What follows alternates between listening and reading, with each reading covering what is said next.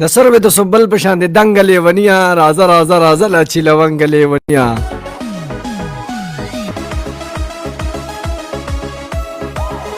د سروې د سنبل په شان د دنګ لیونیه راځه راځه راځه لا چې لونګ لیونیه کمی نشي په تول باندې تللی شي به ګرانه په سیر کې د یریږم له پارسنګ لیونیه روټۍ که د مطلب وي نو څلور بدل درکم خو دا وخت د دیدن نه دی ای ملنګ لیونیه السلام علیکم السلام علیکم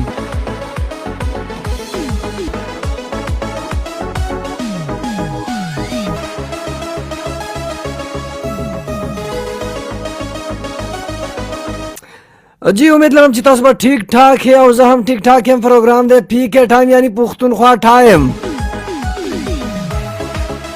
زه فاروق جان حسین او تاسو غږ اورئ د ریډیو پښتونخوا 92.6 مردان